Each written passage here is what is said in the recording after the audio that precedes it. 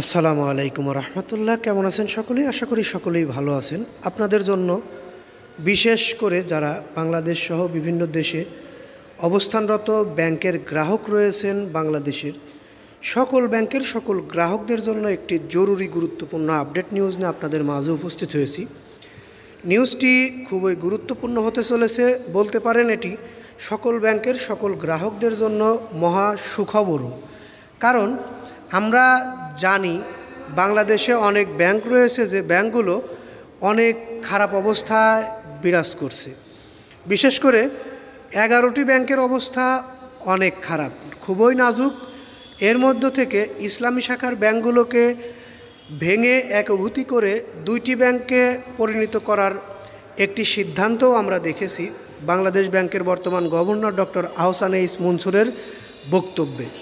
সেই বিষয়গুলো নিয়েই কিছু গুরুত্বপূর্ণ তথ্য এখন উঠে এসেছে এই নিউজটির মাধ্যমে, সেটি আপনারা জানতে পারবেন। বিশেষ করে যারা দুর্বল ব্যাংকের গ্রাহক রয়েছেন তাদের জন্য এটি সুখবর। আমরা জানতে পেরেছি পাচার হওয়া অর্থ ফেরত আনা বিষয়ে অগ্রাধিকার কতদূর, এই বিষয়টি আমরা এখন জানব।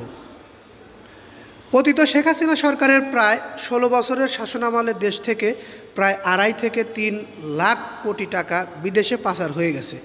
গত ডিসেম্বরে প্রকাশিত অর্থনৈতিক শ্বেতপত্রে যার পরিমাণ 28 লাখ কোটি টাকা। পাচার হওয়া এই অর্থ ফিরিয়ে আনতে সরকার বেশ কিছু উদ্যোগ নিয়েছে অন্তর্বর্তী সরকার। সে সম্পর্কে সম্প্রতি একটি ধারণা দিয়েছে বাংলাদেশ ব্যাংকের governor doctor Ahsan H Mansur. এর আগে গত মাসে অর্থ উপদেষ্টা ডক্টর সালেউদ্দিন আহমেদ চলতি বছরের মধ্যেই পাচার হওয়া অর্থের কিছু অংশ ফেরত আনা সম্ভব হবে বলে মন্তব্য করেছিলেন।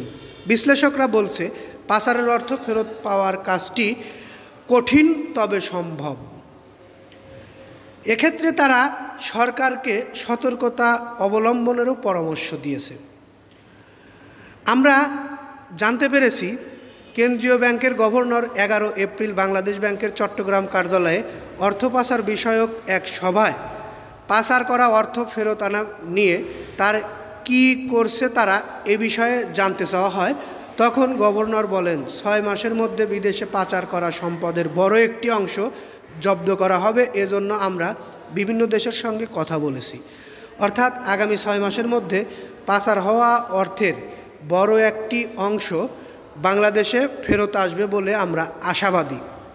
আর আমরা জানি পাচার হওয়া অর্থ যদি বাংলাদেশে ফেরত আসে তাহলে বাংলাদেশের যেগুলো ব্যাংক রয়েছে 61টি ব্যাংক রয়েছে বাংলাদেশ ব্যাংকের নির্দেশনায় চলে, যেগুলো বাংলাদেশ ব্যাংকের লিস্টে আছে।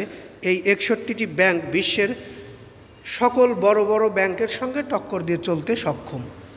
এ কারণে আমরা অতীব গুরুত্ব দিয়ে এই পাচার হওয়া অর্থগুলো ফেরত আনার জন্য জোর দাবি জানাচ্ছি সরকার ও অর্থ উপদেষ্টা এবং বাংলাদেশ ব্যাংকের বর্তমান গভর্নর ডক্টর আহসান এইচ মনসুরের প্রতি। যাই হোক, আপনাদের যদি কোনো মতামত থেকে থাকে, দাবি দাবা থেকে থাকে, তাহলে কমেন্ট বক্সে আপনারা কমেন্ট লিখে যাবেন।